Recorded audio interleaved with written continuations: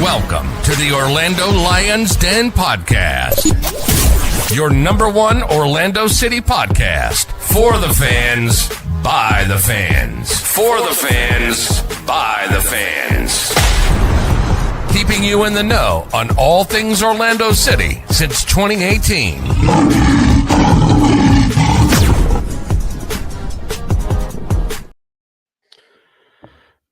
Hello, everyone. Welcome into another Orlando Lions Den podcast. And we got off to a slow start, so I got to go ahead and give a shout out to our chat being ready for us, saying that we're using MLS kickoff time rules to start the pod. Advertised 9 o'clock. Actual start is 9:08. Close. We got in just before that mark. 9:07. Thank you very much. But we are happy to be back as a group. Alex, I ain't seen you on here in a minute because I know you've been busy with a lot of things outside in the rest of your world. How you doing, brother? Good to see you. Yeah, man. I worked like 10 straight last week, and yeah, just busy, man. I'm getting ready. I'm leaving on Monday, so start my first flying gig. So I'm excited.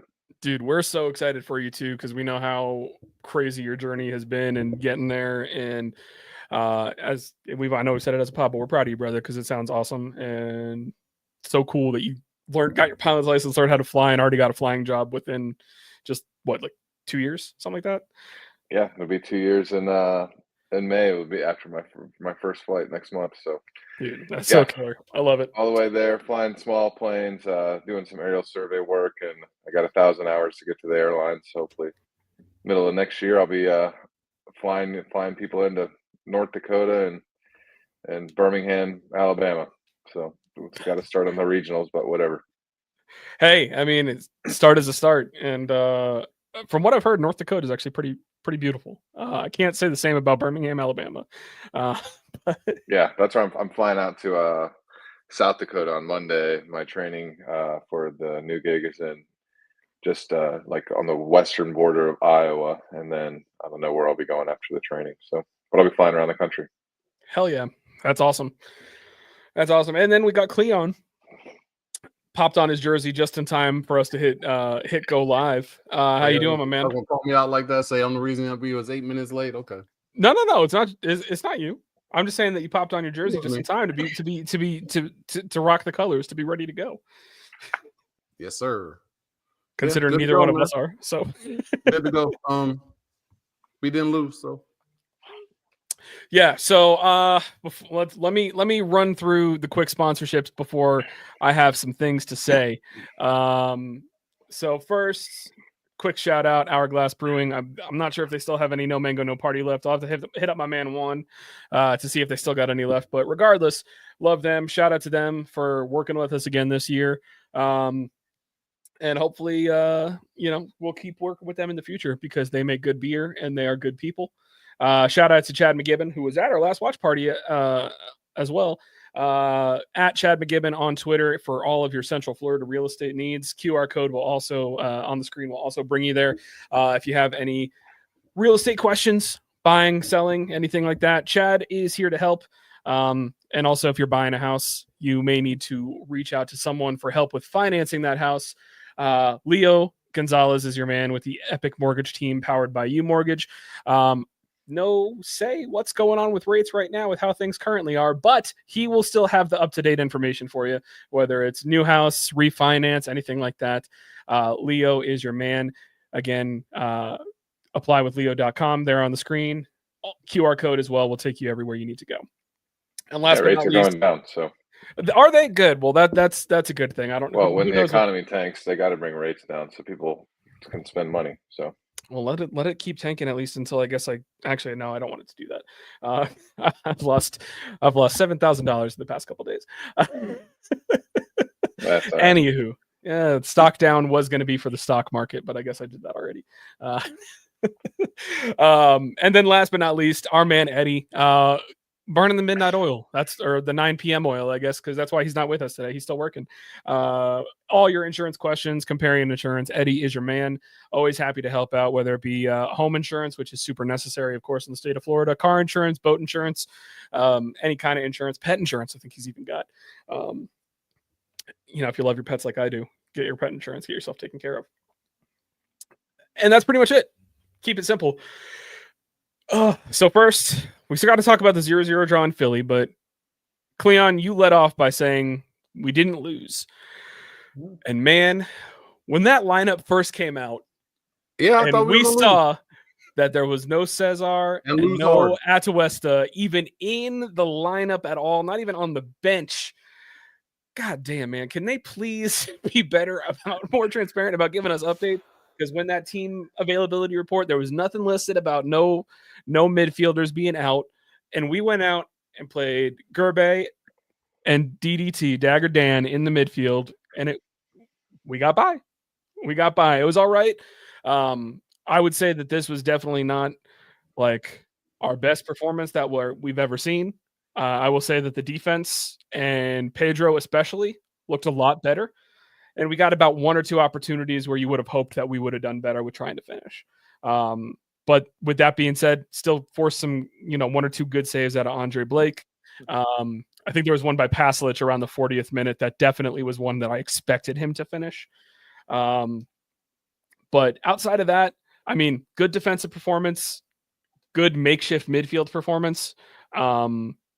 But really hoping that Cesar and Atuesta are not out long term, because when we all saw that, our group chat just was lighting up. I was at a wedding, so like I just saw the group chat notifications kept going off, and then I looked at the lineup and I was like, you got to be kidding me, what's going on? So, Cleon, I'll go to you first. What are your thoughts on the performance? Thoughts on what happened?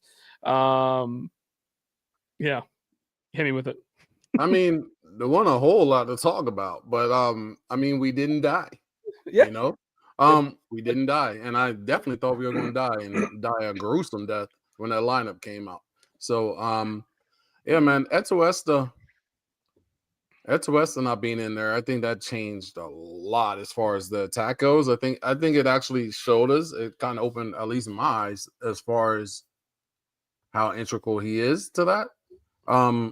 Because I mean, I guess he makes a lot of like connection passes that are just like integral to like breaking and getting in behind. You know what I mean? And until I think maybe until Duncan got in there or something like that, I don't recall us even get close to getting behind anybody and things like that. And normally that's just us from the opening whistle all the way through the match. And it was just like they were passable defensively, through the middle, but which is actually surprising because I didn't think we would be. But while we were passable defensively through the middle, like there was the connection and like I don't even think it'll reflect on like the passing percentages and things like that, but just like the types of passes we were having to make were just a lot more basic. You know what I mean? And just were not dangerous passes that had any threat of breaking anything open. You know what I mean? So yeah, man, Eto'o not being in there, that was an eye opener for me, man. We got to go and resign that dude. Yeah, Like yeah, that's one of those situations. That's one of those situations to where you don't realize how much of a impact somebody makes until they're not there. You know what I mean? that's one of the things that I know I said about him when we signed him. I was like, It looked like Poppy Ball again. yeah, the only thing that I disliked. the only thing I disliked about signing Atuesta is that we only got him on a 1+1 contract, because he makes Poppy none, though. exactly. He makes Poppy not play Poppy ball. So, Alex, before I go to you, I'm going to bring up Jim's comment here. I'm happy with the draw, but I'm scared now that Poppy got a taste of of that parking the bus again. I'm not gonna lie, I'm a little scared. I, for one, think that based off of what Atuesta brings and how he plays, which is very non-Poppy like. What do you think about Jim's comment? Do you think that we should be scared, or once Atuesta's back, we should be all right? I mean, I think honestly, I mean, like Pan said, when Atuesta is out, it was a huge difference. But I don't think that necessarily we played much different than where we have been. We were just missing the finishing, right? We had a couple of really good chances. It could have easily been, compared to their chances, which they didn't really have any.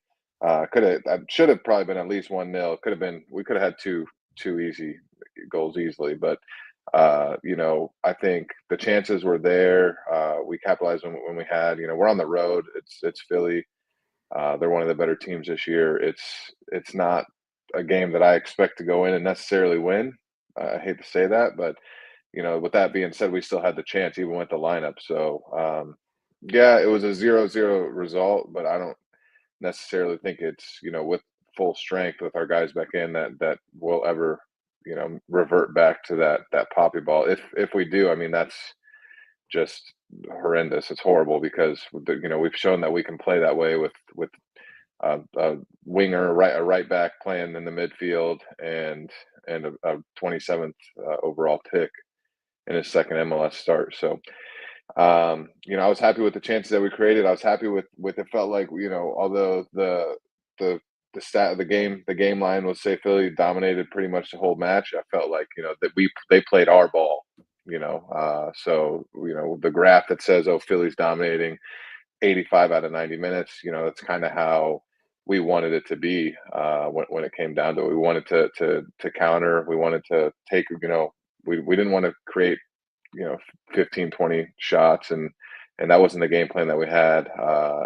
And we played, I think, the game plan that exactly was wanted before the match even started, which for me, that's what dominating a match truly is about, right? It's what do the coaches say before the game? What do the coaches have in mind? And then at the end of the 90 minutes, which one happened more? And I think that whatever Philly had in mind did not come to fruition, and what Oscar Pereira had in mind, it was exactly the way it was supposed to go. So aside from Pasalic missing, that good chance, Muriel had a decent chance from I believe Ojeda, and we could have had a goal. We probably should have had a goal, but it was one of those situations where I was thinking in about the 80th minute. It really felt like one of those games where if we were going to get a winner, it was going to come from like Kyle Smith. Just one of those games, and I think it almost did on a header. I think he did get one on net. Yeah. Yeah, but I was happy with the 0-0 result. It was more than I expected. And anytime it's more than I expect, it's good in my book. It's a point on the road for us, but more importantly, it's 2 points that Philly doesn't get. I think and not all draws are like that. A lot of times it's 2 points that we missed out on. But I think after this result, it's 2 points that Philly missed out on, which when we're in the same conference and we're probably going to be battling them all year, that's pretty crucial. Yep. And as Luis said in the chat, all points matter. As always, Vamos Orlando. That is very true. And again, points you can get on the road are hard-earned points in this league. They are tough to get. So you definitely want to get those. And guys, and as he also mentioned the goalkeeper too. I mean, Andre Blake had another phenomenal match against us. He did in the home opener too, and he had a couple of quality saves that we haven't necessarily been seeing on our side of things, but he had two really good stops, and any other keeper in the league, maybe we come away with 3 points, but I was impressed overall, especially with the two guys in the midfield. Gerbe, that guy's a dog. I've been saying that since the preseason, since the first time I watched him play. He does not look like a rookie, let alone a 27th overall pick. He looks a lot better than that.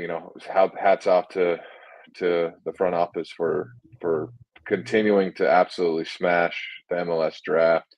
And for a guy to come in like that, who, a lot of guys that are selected 27th overall don't even make the team, let alone get valuable minutes, let alone start, early in the season, for him to come in, start, and arguably look better than Dagger Dan for sure. I think Eddie was the one pointing out that the gap between Gerbe and Cesar is a smaller gap than is between Dagger Dan and Atuesta. For sure.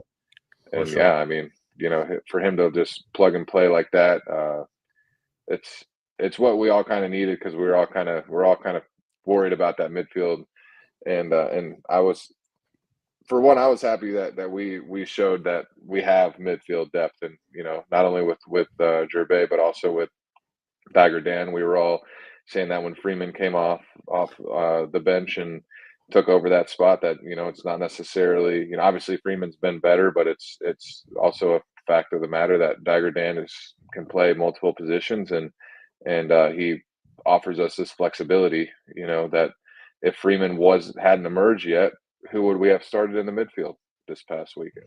So it's we can't just slot in Dagger Dan if that wasn't the case. I'm sure he's gotten some minutes in practice too at the midfield because we all knew that. I'm sure the coaches knew that too.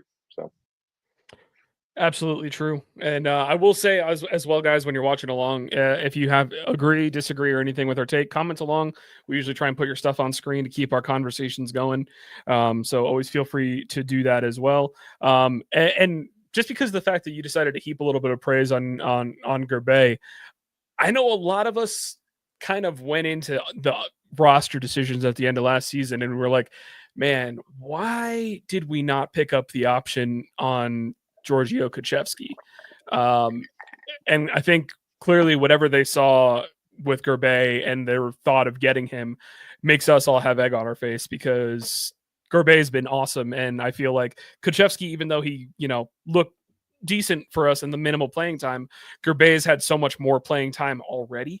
And the kid looks the part. He's out there, he's doing his thing, and he's playing damn good at the same time.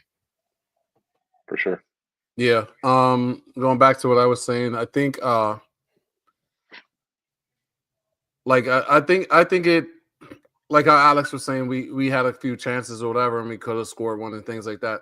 I just feel like with having to take Eto'o out more so than Cesar coming out, it's like you're talking about the how there seemed like there's a bigger gap between Eto'o and Dagger, at the 8 rather than the gap between Cesar and your boy.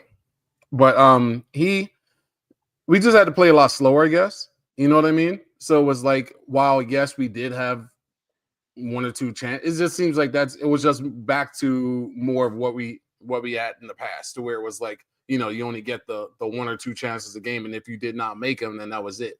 You know what I mean?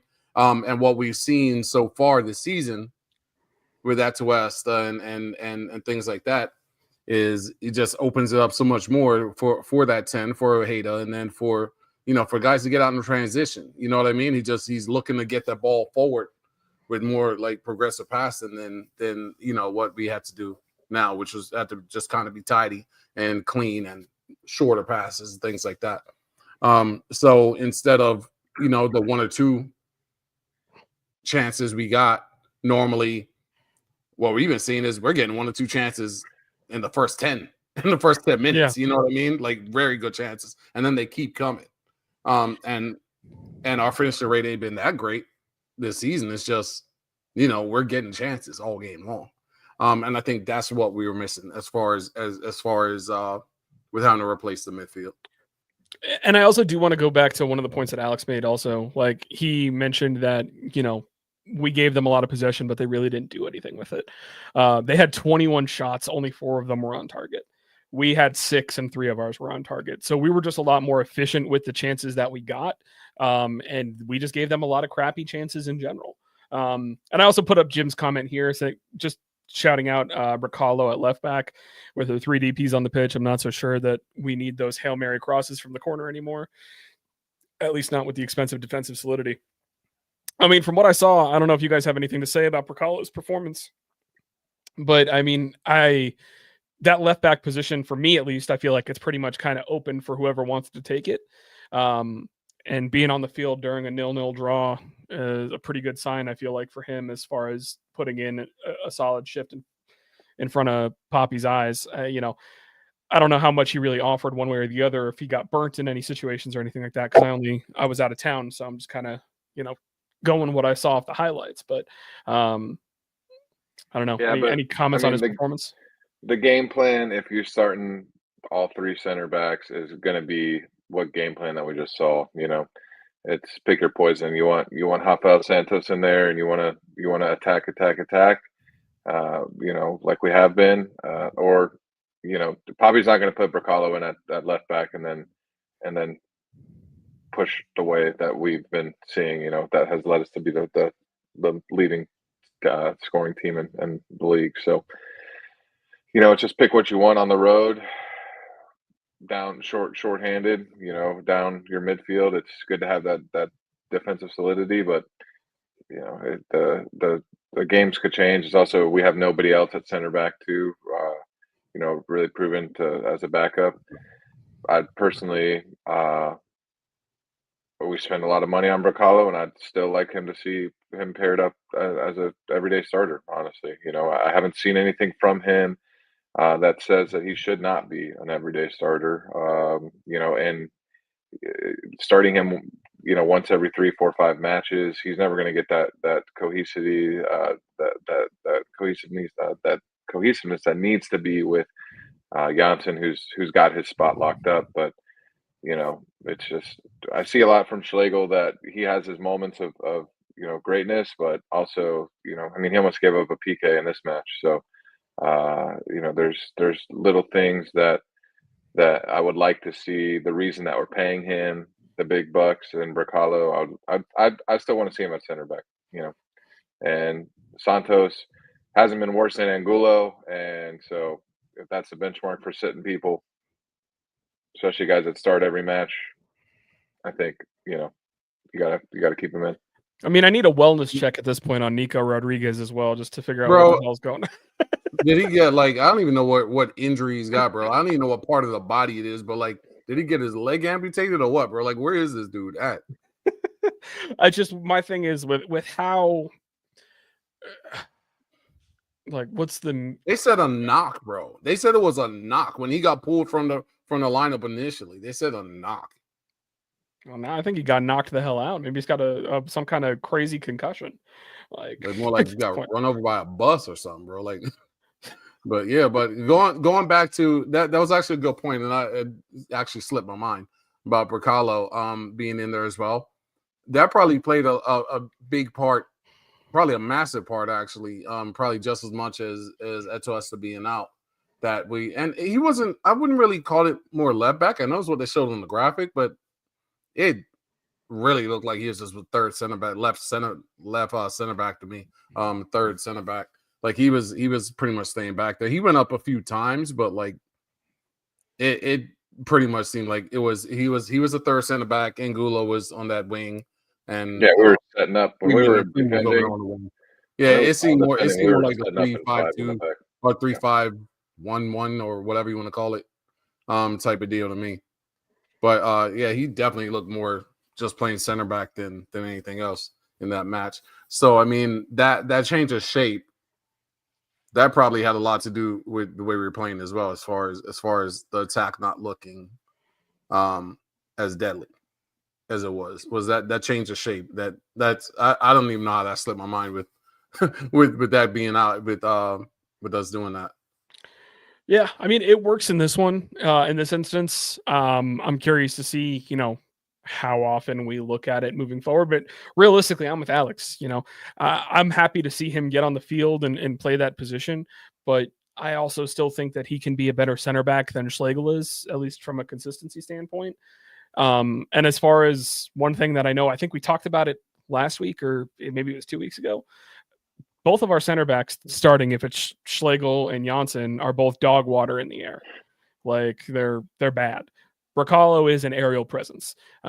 So it's definitely something that I think it would benefit us a lot more if we can get him on the field more and realistically at center back. But I do want to say, obviously, we're right off an international break. That's usually when Pedro starts to show up. Had a pretty crappy start to the season, but I feel like Pedro, at least against LA and in this game as well, the LA goal we all know we feel is fraudulent as it was offsides, but then getting a first clean sheet of the season here against Philly. Do we feel like there's more confidence in Pedro at least right now? It looks a little bit. It looks better than it has been this entire season so far, I think. I mean, the fact of the matter is nobody was replacing him. So. Well, that's true. That's very true. That's confidence level.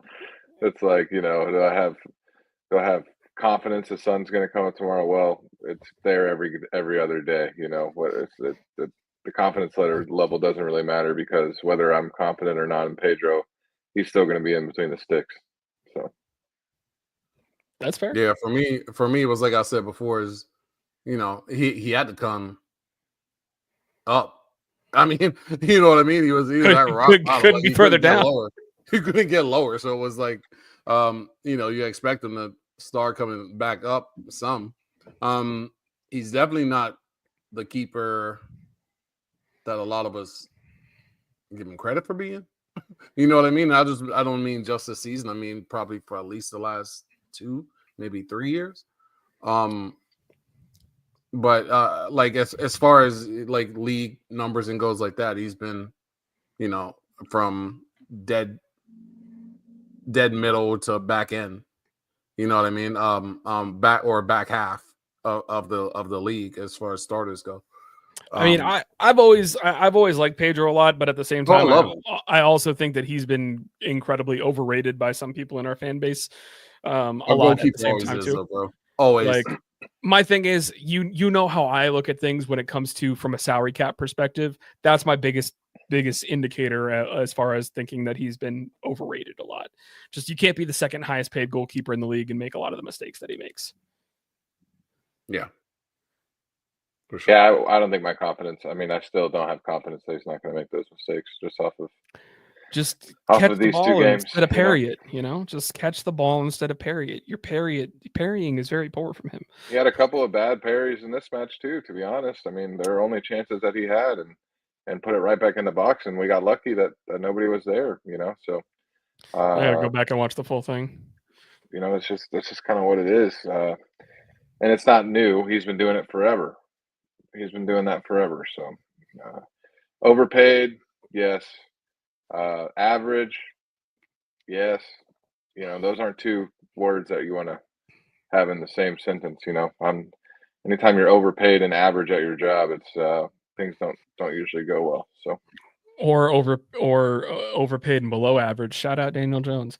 Yeah, it's not a recipe for success, especially in a salary cap league. Exactly. That goes for any sport. Yep. At least Pedro ain't been that bad. He ain't been Daniel Jones bad. Well, thank you. I mean, granted, I brought this on myself, so Well, thank you. At least I was never in a situation this year where I felt like I needed to start him in fantasy football.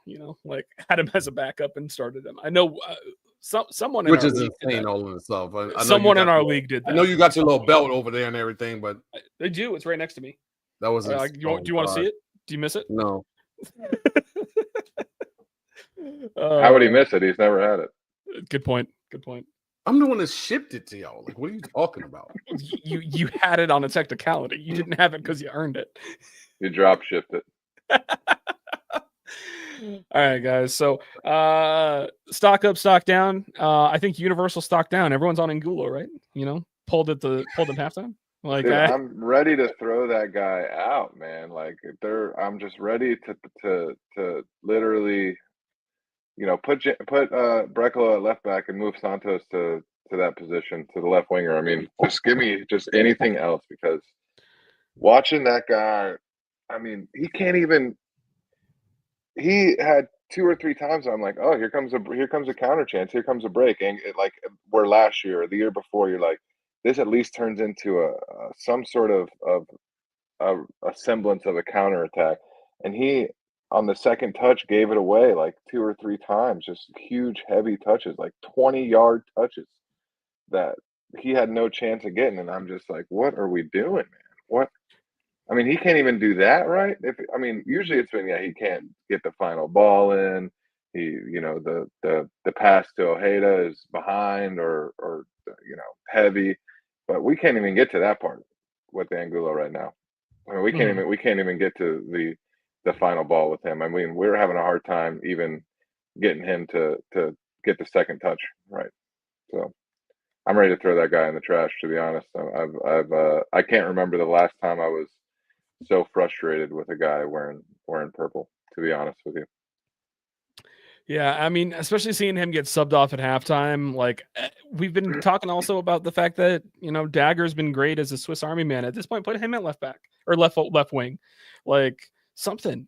Like, just someone who seems like they give more of a damn at some point. Like, I get that he's fast and Poppy really likes that, but like, good God, man, sometimes you just get so frustrated watching him play. I don't know if anybody else. I wouldn't Thank mind you. seeing the formation that we just ran, Angulo on the bench, right? Which is I mean, honestly, when you watch it back, Mike, it was really like a 3-4-1-2, right? So Yeah. you drop those two, it was 5 in the back when you had it, the two center backs like the empty, or the two center mids like an empty bucket, and then they just had three guys ahead of them. They had Ojeda at the 10, and Pasalic and Muriel were really kind of playing striker together, and I don't think I would mind that if the two midfielders were, if even Atuesta was in the match, we might be getting a lot of the same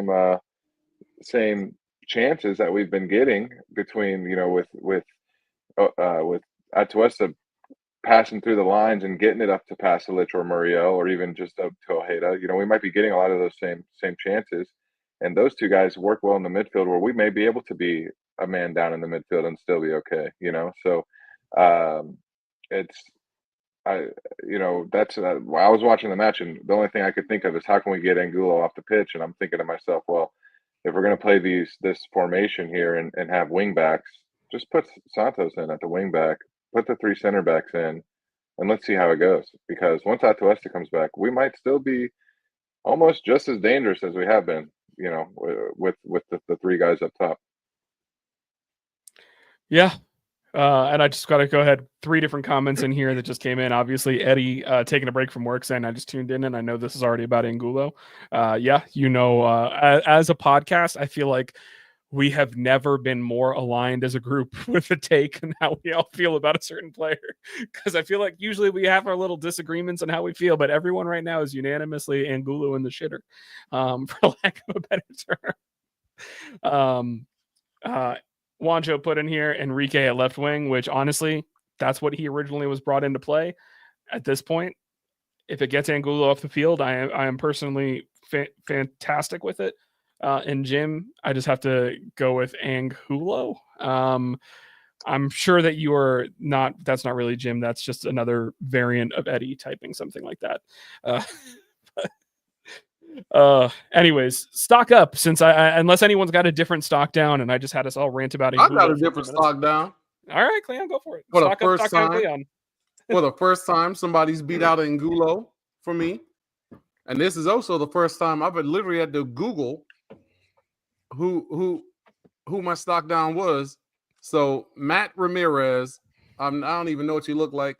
I didn't know your name till 25 seconds ago, but you were definitely my stock down because he is apparently our head of rehabilitation. and just going off of this Nico Rodriguez situation, you're definitely getting my stock down because I don't know what you rehabilitating there, buddy. You better send this That's dude to catching something else. If he's listening, he's probably me. That am I? Unless this What dude's the leg has been hell? amputated. Unless this dude's leg has been amputated at this point. I've never seen you do your job, but I know you must be doing a really bad job because I don't understand it. I mean, we're at what, where's like this dude at? Did he die? Is he alive? I need to know. 5 weeks, I think now. Yes. I need to see his photo. I need to see something showing me this man's alive and he's a real person. Who's your stock up then? We put him on a milk carton somewhere. Stock up. I'm gonna go. Stock up. I'm gonna actually go. I'll go ahead to Atuesta. I know he didn't play, but him, like I said, him not being there showed me something. So his stock went up for me. Showed you his importance. I can understand that. Mm-hmm. I respect it. I respect Alex? it too. My stock up is for Cleon. It's the kids, baby. It's all the kids. Look at who we got. Gervais, man, that guy's reliable. Man, that's a grown man, bro. That dude's older than me. Get out of here. Come on, man. Nah. I think he's 24. Year seniors, bro. Look at it. Get out of here, dude. Go check his age. And Mr. Alex Freeman. Now that's a kid. That's a kid. We have really found a diamond with Alex Freeman, and Cleon, you shared his stats in the chat, and man, that guy's 99 percentile all the way through, bro. All the way through for his position in the MLS. I mean, he is genuinely one of the best right backs in MLS right now, and he's only going to get better. So, boy, am I glad that we have him. I don't know how long we'll have him, but we got to take advantage of it. You know, this is the type of thing that gets you, the type of player in this league that gets you from an Eastern Conference final to an MLS Cup is maintaining a lot of the same guys, and then signing a guy like Atuesta, and then finding a guy like Alex Freeman. So what a jump, though, bro! Right? Yeah. What a jump! What a jump between like for last 2 years and then this season coming, bro. What a friggin' jump! He's been phenomenal. Yeah. Absolutely. And guys, if you're watching along, feel free to go ahead and give up your stock up, stock down as well. Eddie went ahead and gave his stock up to the exciting whites, as he likes to call them. Shout out Dagger Dan. Shout out Kyle Smith. Shout out Robin Janssen. Bracalo. Shout out Duncan McGuire. Even this time around, MLS debut, Colin Gusky came out for the last couple minutes. Shout out to him. He's another one that is definitely just a kid, but got an opinion. Yeah, that's what we were talking about when you first logged on, and I had the wrong phraseology. I wasn't going to bring it up, but you always trying to bring it up. I was going to say, we're not going to bring up the phraseology on this one. Yeah, keep the one off here, bro. That one can't go nowhere good. Anywho, so yeah, give us your stock up, stock down if you're watching along on YouTube or Twitter. Let us know what you guys think. Stock down, obviously, mine's still sticking with Angulo. Stock up, though, I'm going to give it to. I'm just going to straight up just give it to Gerbet. Heck of a performance, having to come in a couple times. Got a couple starts this year, just running in when you're expecting Cesar to be in there to start, and then just out of the blue, we find out he picked up a knock or felt tightness late in the week, as they're saying now. It's no longer just lower body injury that's getting us, it's tightness later in the week that's also hurting us. But to come in on short notice, even if he's not quite as much of a kid as Cleon thinks that he is, because he's 24, I think is what it is. They're only kids when he's almost there. Yeah, he's almost there. He's almost 24. But hey, he's almost, so he's not even 24 yet. Man, get off it. Come on. Can't rent a car without extra fees, but he's not a kid. Well, good thing the team has a bus to take him places, so. But yeah, I'm going to give my stock up to him, because obviously coming in, doing a shift like that, it's not always easy, especially when you're not really going through the week expecting to start and then kind of figuring out a day or two before the game that now you're getting thrown into the lineup.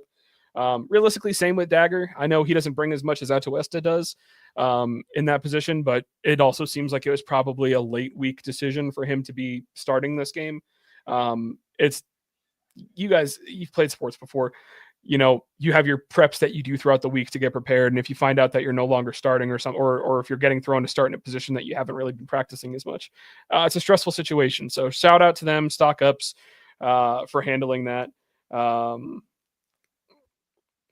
Angulo is down so bad that 27th overall, 24-year-old guy making his second start doesn't even come close to Angulo on the stock down tonight. It's just, man. Bro, you know what's crazy? Rodrigo Slago is our fifth oldest player on this team. Our team's super young. I didn't really realize that. Yeah, well, we dropped Nico Ladero and Felipe, and yeah. The numbers came down real big. Yeah. Slago just turned 28. He's our fifth oldest player. Yeah, we don't have any players collecting Social Security or AARP anymore. So that was shout out Nico. Shout out wasn't Julio Baptista old as hell while he was here too? Yeah, but he was a monster. That boy can get some bangers, man. He was a grown man. All right, guys. Well, we're flying through this show. We got the Red Bulls coming back up on Saturday afternoon kickoff. Reminder for you guys, if you're staying local and watching, this is I believe it's a 4:30 kickoff local time for you guys out at Inter and Co Stadium. So enjoy bacon in the sun. I will watch it from home here in Colorado. But 2-2 draw last time out. If I remember correctly, we gave them a pretty crappy PK that helped them get there. But I think we had a Paslich goal in the first one, and was it Paslich and Ojeda? I'm looking now because I forgot. Yeah, Ojeda and Paslich scored in the first one. This time at home, 2-2 draw last time. Another rematch of the Eastern Conference Finals last year. What are you guys thinking? Who you got? Give me scores. 4 matches unbeaten. So in the past couple weeks. I'm thinking the scheduling is weird, right? I mean, it's nice that after we don't have to play the Red Bull or Philly anymore all year. So that's I guess that's a positive. You know, I hate the Red Bull, and I think it could be a real statement win if we can come in there and and get a dub on Saturday. You know, saying you know we are here and we're looking to improve on what we did last year, and you know it's a team that knocked us out. It's a team that that stopped us from having a chance to be in LA for an MLS Cup. You know, Shameful. you know it should be a big match. It has to be a big match, and I think we have to go out and show that we're going to win and that we can win and that things are different this time around in this year. So I will say Duncan McGuire gets back on the score sheet somehow, some way. I'm going to say 3-2.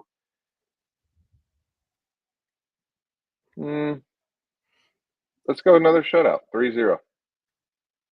That's what I was going to say.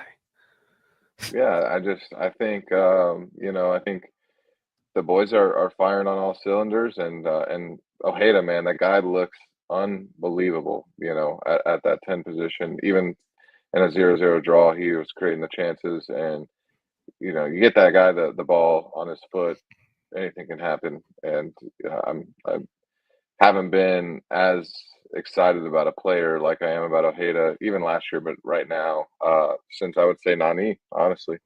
You know, even Facu didn't, you know, Facu every time he kind of got the ball and you were thinking, oh, he's going to cut inside and try a shot, or, you know, it was always let's hope for Facu. But with Ojeda right now, you're just licking your chops when he gets the ball. You're thinking, what's this guy going to do next? So, you know, he is a bona fide superstar for us right now in Orlando.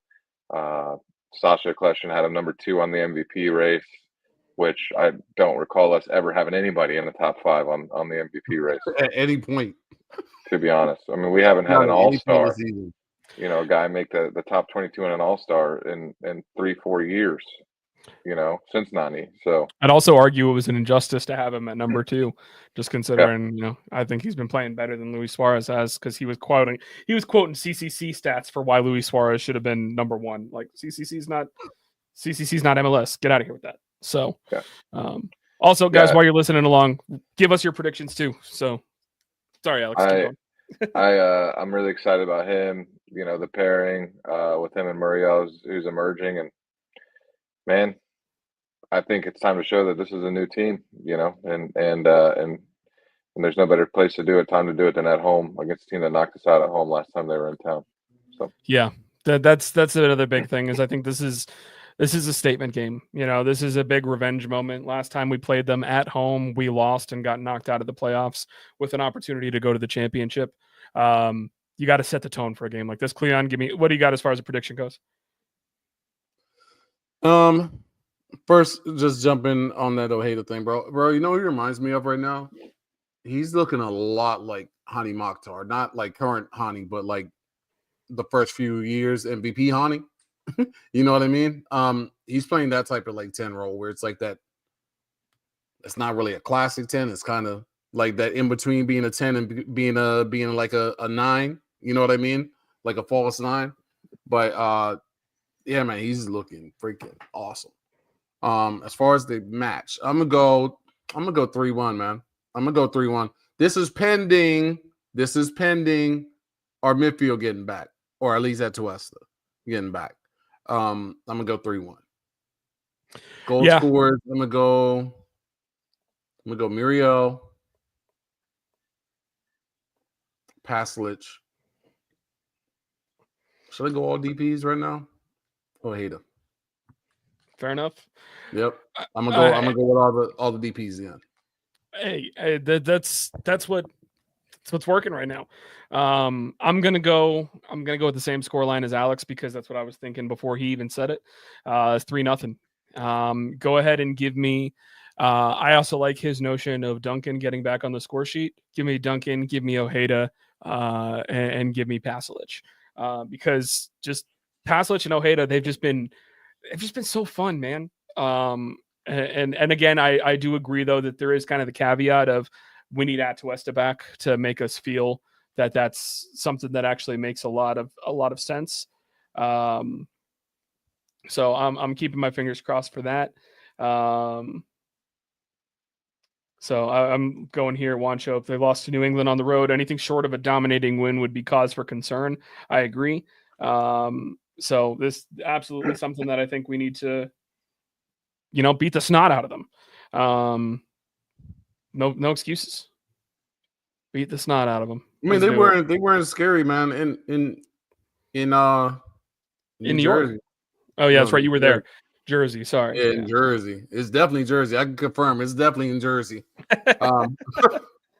But yeah, man, they ain't look scary. They ain't look too scary, man. To be honest. So I got you.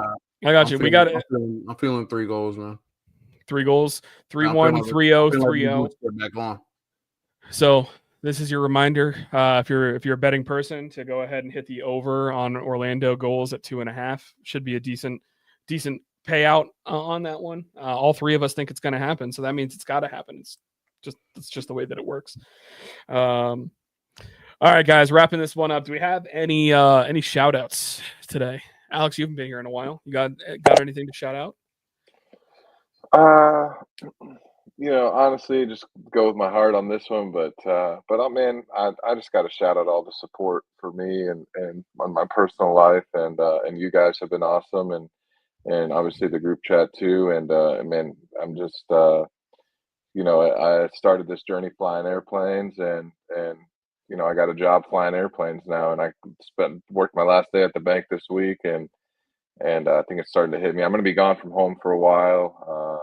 I'll be gone for the way it goes is that like the first 10 weeks, and then I think 4 weeks on and 2 weeks off after that. And I got a supportive wife and a supportive family that lives close, and it's going to be tough to be away from my boy, but in the long run it'll be worth it. So I'm just grateful to have all the support that I've gotten, and to be able to say I'm working my way, and I'm ahead of schedule. So I'm grateful. So that'll be my shout out. Well, that's hard to follow, but we love you, dude, and we agree. We're so proud of you for everything that you've done, and we're looking forward to still having you on here when you're able to join, just with a different background for a couple months. So yeah, some crappy hotel room in the middle of nowhere, Indiana, probably, but I'll be there. Well, hopefully your hotel room doesn't have the issues that mine had over the weekend. So shout out to Hotel Landy by Universal. Water pipe burst while I was there on my floor. Thankfully, did not affect my room, but like 2 or 3 of the rooms next to us totally got flooded out. Was all the way down. We were on the 8th floor. That's where it happened. All the way, water coming all the way down into the lobby. It was that bad. And then we're left without air conditioning for one night, which was also super great. And they took care of me by giving me a free drink at the hotel bar, which is totally equal compensation. Thank you so much for that. Not even enough to get you to forget. Hey, it's of an $18 value is the drink. So. Meanwhile, they charge $35 for freaking parking a night, but whatever. Cleon, what do you got for shout outs, man? I don't really have no shout outs, but let me see. I had a a conversation with my daughter this earlier today that warmed my heart. So let me go on and read. Let me go on and read it straight from the text. I said, "Girl, it's 5:00. Where are you at?" "We just got on the bus." I said, "Girl, what?" Then she says, "I've been telling you it comes late, but you don't want to listen." I do that sometimes. I'll admit, I do that. So she goes, "Problem is, it's a bus full of children." This is her talking now. "It's a bus full of children, like babies. They're whining and crying, and it smells like poop." And I said, "Ugh, I do not like kids." And she said, "Me neither." And I've never at no point ever felt closer to my daughter. So that's my shout out. We don't have a lot of things in common besides DNA. We don't have a lot of things in common. Besides DNA, of course. But we got that in common. We got that. Apple Oh, don't hey, fall. baby girl. Cleonita says Eddie. Oh god, that's too Good funny. story, Cleon. Oh, we'll love to hear it. She's an FTK kid. Yeah. Cleonifer. Oh jeez. All right, guys. Well, that's an episode. Reminder: early game on Saturday, 4:30 kickoff. I'll still be there with the Den After Dark. We'll give you time to get out of the stadium, so about 25-30 minutes after the final whistle to be there for it. Let's go get a dub over the Red Bull, dominate them because they're a six-pack ass, as I like to say. We need to beat them up and beat them up good. Vamos, Orlando, as always. We'll see you guys on the next one.